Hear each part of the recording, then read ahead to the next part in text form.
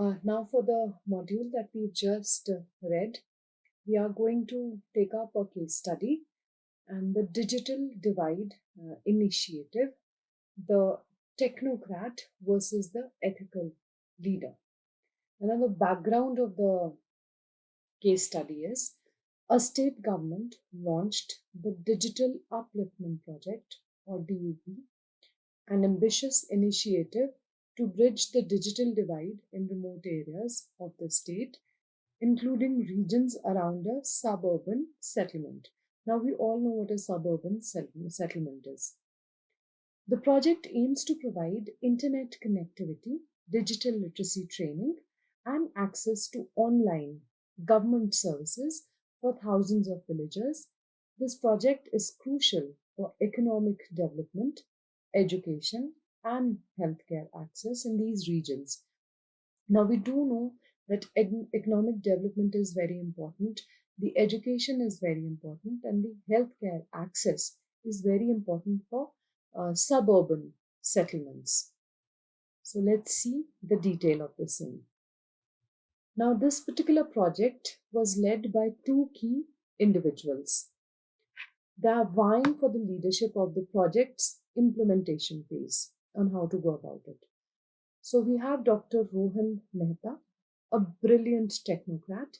He holds multiple degrees in computer sciences and network engineering from top IITs and has a proven track record of design complex IT infrastructure, project head of a scheduled and under budget.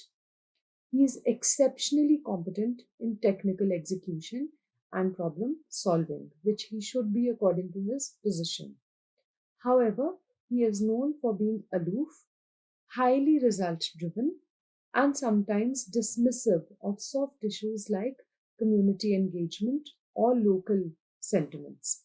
He believes in a tap down efficiency first approach. So he is a thorough professional, little disconnected and aloof. Then we have Miss Arohi Singh, a civil engineer by training, but with extensive experience in community development and rural product. So a little humane touch maybe Miss Arohi has to her.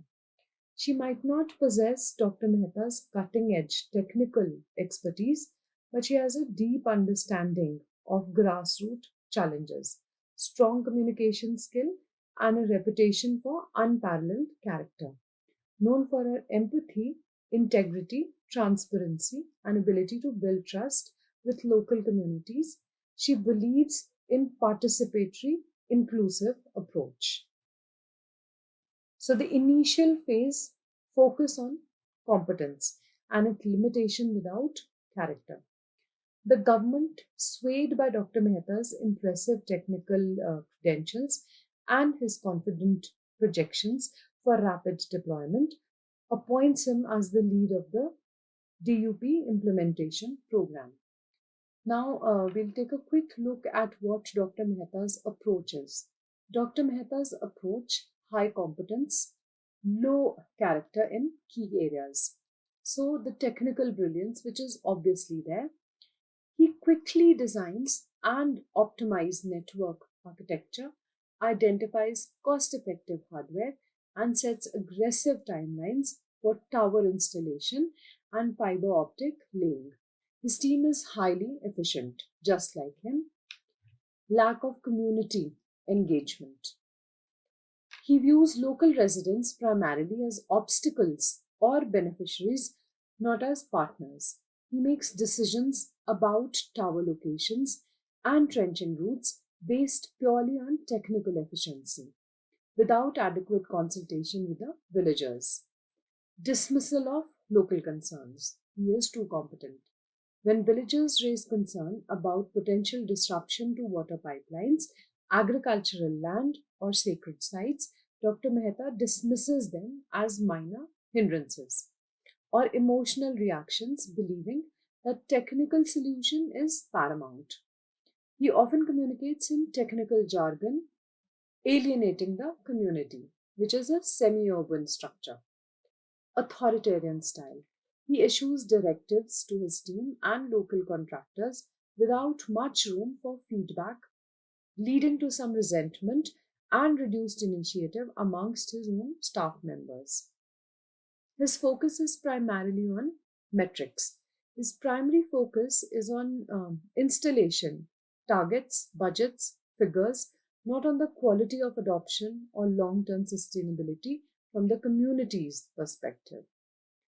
So the consequence of his competence is without character.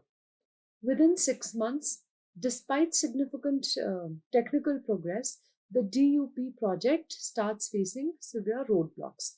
And what are the roadblocks? Community resistance. People of the community don't want it. Villagers feeling unheard and disrespected, being actively obstructing work. They prevent access to land for tower installation, file formal complaints about damaged infrastructure, and refuse to cooperate with cable laying. The trust deficit. A deep mistrust develops between the project team and the local community, obviously hampering work. Rumors spread about the project's true intentions, further hindering progress. Low adoption rates. Even where connectivity is established, villagers are reluctant to adopt digital services or attend literacy training due to their negative perception of the project and the team. Of whose team?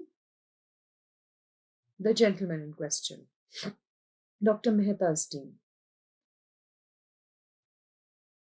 So now we have Ms. Singh's approach, that is high character combined with competence.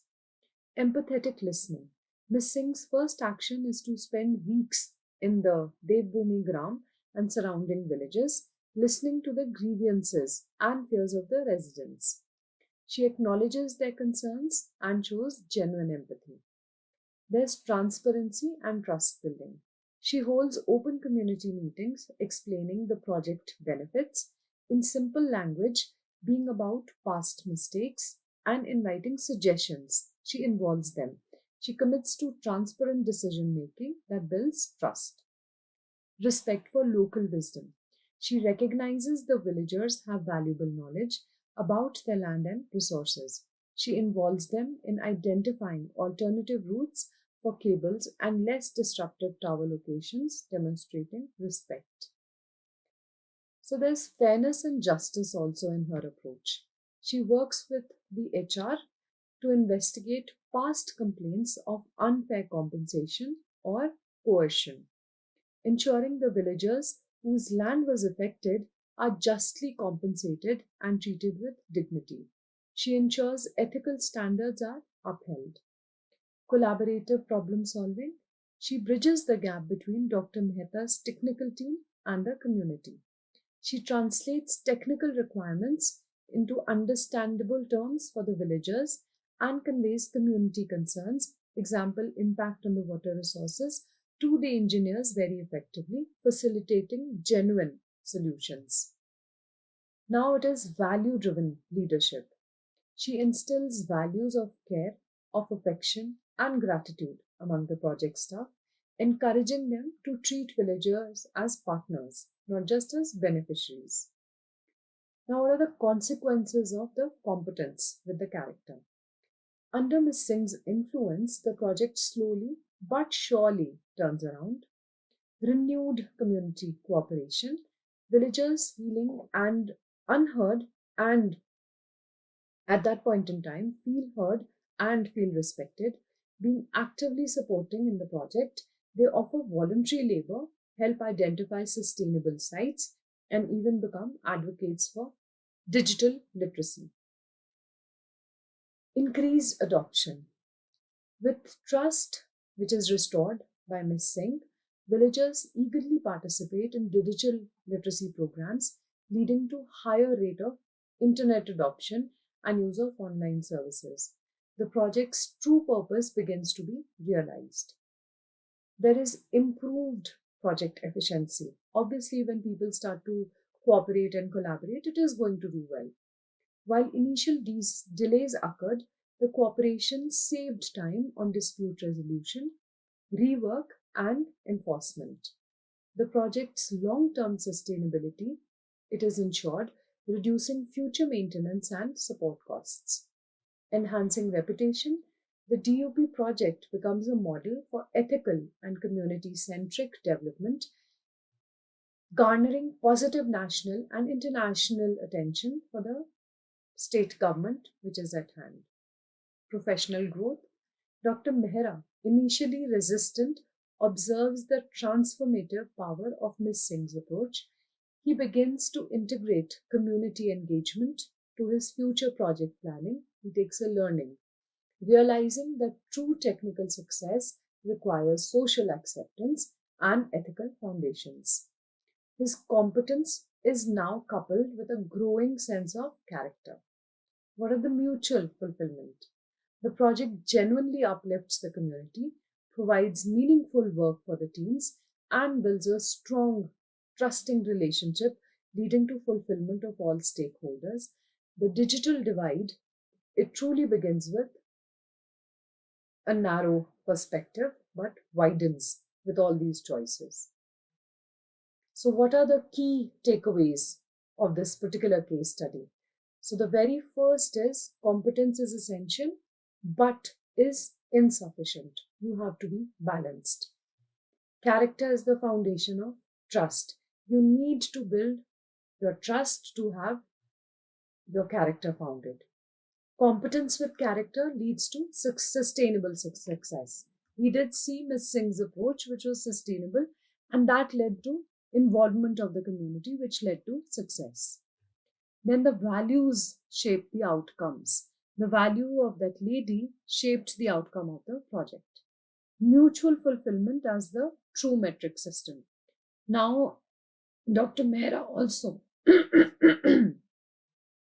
mutual fulfillment as the true metric system. Now, Dr. Mehra also recognized Miss Singh's character and her capability and tried to inculcate whatever was lacking in him with her learning.